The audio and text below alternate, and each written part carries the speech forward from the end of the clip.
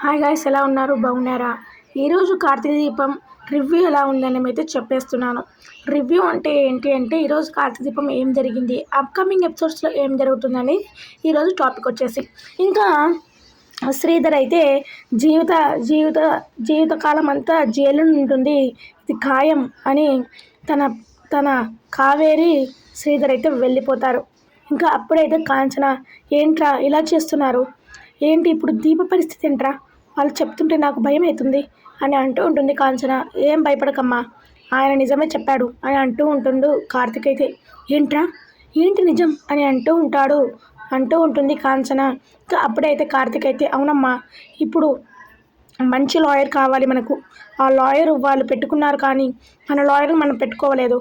మంచి లాయర్ని చూసుకోవాలి అంటే మంచి లాయర్ని వెతకాలి కదమ్మా అని అంటూ ఉంటాడు కార్తీక్. ఇంకా కాంచన అయితే, అవును, నీకు తెలిసిన వాళ్ళు ఎవరన్నా ఉన్నారా అని అంటూ ఉంటుంది కాంచన. తెలీదమ్మా, కనుక్కొని త్వరగా పెట్టిస్తాను లాయర్ని, నేను వెళ్ళొస్తానమ్మా, జాగ్రత్త అని కార్తీక్ అయితే అక్కడి నుంచి అయితే వెళ్తాడు.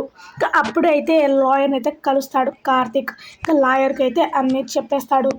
నేను న్యాయం కోసం పోరాడతా, నేను నేను నా నా గురించి పోరాడను, మీ గురించి పోరాడను. న్యాయం ఎటువైపు ఉంటే అటువైపే నేను పోరాడుతాను అని అంటూ ఉంటాడు.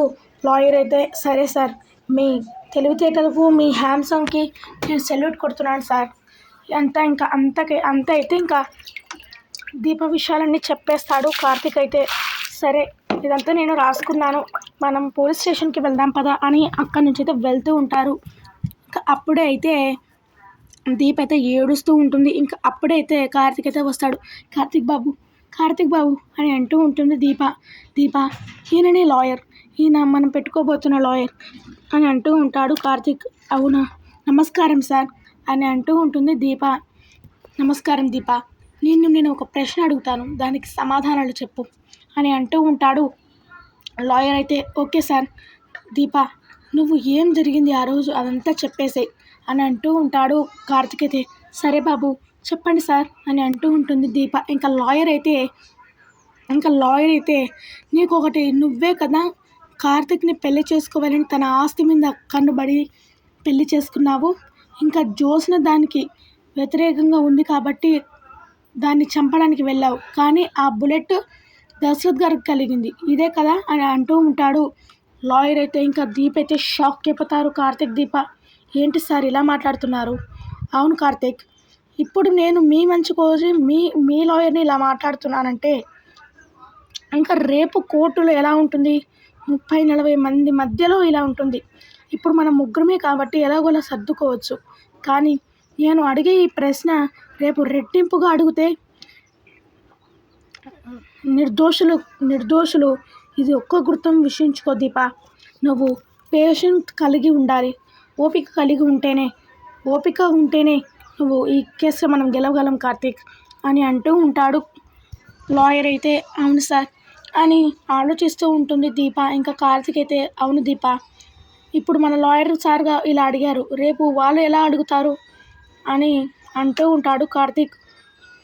ఇంకా అప్పుడే అయితే, ఓకే కార్తీక్, రేపు కోర్టులో కలుసుకుందాం అని లాయర్ అయితే వెళ్తూ ఉంటాడు. ఇంకా అప్పుడైతే జ్యోత్స్న అయితే పోలీస్ స్టేషన్కి అయితే వస్తుంది. ఇంకా పోలీస్ స్టేషన్ వెళ్ళే ముందు తన లాయర్, వాళ్ళ తాత ఫ్రెండ్ అయిన లాయర్ అయితే కలిసి, దీప శాశ్వతంగా రాకూడదు అని అంటూ ఉంటుంది జ్యోత్స్న. అలా ఎలా అవుతుంది, 3-4 ఏళ్ళు అయితే పడుతుంది శిక్ష అని అంటూ ఉంటాడు లాయర్ అయితే. మీరు ఏం చేస్తారో తెలియదు, ఎన్ని సెక్షన్లు వేస్తారో తెలియదు, కానీ మీరు వెంటనే అయితే జీవితాంతం శిక్ష వేయాలి, అది కూడా జీవితాంతం జైల్లోనే పడి చిప్పతూడు తినాలి ఆ దీప అని అంటూ ఉంటాడు. జ్యోత్స్న అయితే, ఓకే అమ్మా, నేను చూసుకుంటాను, మీ తాతయ్య గారికి నేను ఒప్పుకున్నానని చెప్పు అని అంటూ ఉంటాడు లాయర్ అయితే. ఓకే సార్ అని అక్కడి నుంచి అయితే ఓకే అంకుల్ అని అక్కడి నుంచి అయితే వెళ్తూ ఉంటుంది జ్యోత్స్న. ఇంకా అప్పుడైతే పోలీస్ స్టేషన్కి అయితే వస్తుంది. ఇంకా పోలీస్ స్టేషన్కి వచ్చాక లాయర్ అయితే కలుస్తుంది. ఆహా, ఈయననేమో లాయర్, నాకన్నా ముందే పెట్టుకున్నారే అని అంటూ ఉంటుంది జ్యోత్స్న. ఆ లాయర్తో కొంతసేపు మాట్లాడదాం అని అక్కడికైతే వెళ్తూ ఉంటుంది జ్యోత్స్న. ఇంకా అప్పుడైతే లాయర్ అయితే కార్ తెరుస్తూ ఉంటాడు. ఇంకా సార్ బాగున్నారా హాయ్ సార్ అని అంటూ ఉంటుంది జ్యోత్స్న. ఎవరమ్మా మీరు అని అంటే ఐ యామ్ జ్యోత్స్న అని అంటూ ఉంటుంది జ్యోత్స్న అయితే ఇంకా. ఆహా, ఇదేనా దశరథ్ గారి కూతురు దీప, ఈమెనే నాకు కాల్చడానికి వెళ్ళింది అని అనుకుంటూ ఉంటాడు లాయర్ అయితే. ఓ మీకు మీకు మా తాతయ్య తెలుసా, శివనారాయణ మనవరాలని అని అంటూ ఉంటుంది జ్యోత్స్న అయితే. ఓహో అని అంటూ ఉంటాడు లాయర్ అయితే. నేను ఒక మంచి లాయర్ పెట్టుకున్నాను, కరీం దాస్. ఆ లాయర్ మిమ్మల్ని ఓడించగలడు అని అంటూ ఉంటుంది జ్యోత్స్న. వాట్ అంటే అయితే ఏమిటి అని అంటూ ఉంటాడు లాయర్ అయితే.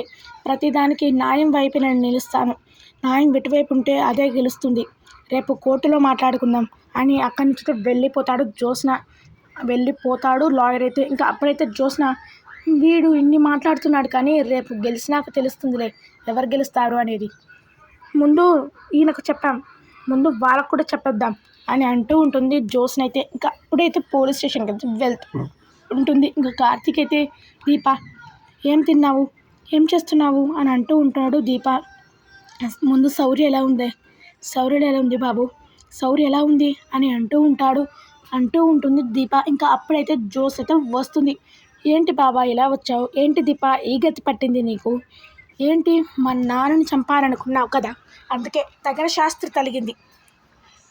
నీకు నీ నాన్నంటే ఎంత ఇష్టమో నాకు నా నాన్నంటే అంతే ఇష్టం.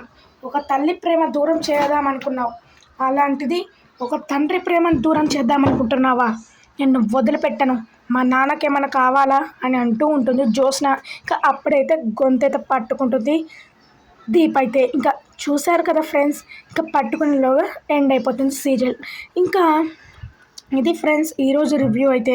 మీకు ఎలా అనిపించింది, ఈరోజు కార్తీక దీపం బాగుందా లేదా అనేది కామెంట్ చేయండి.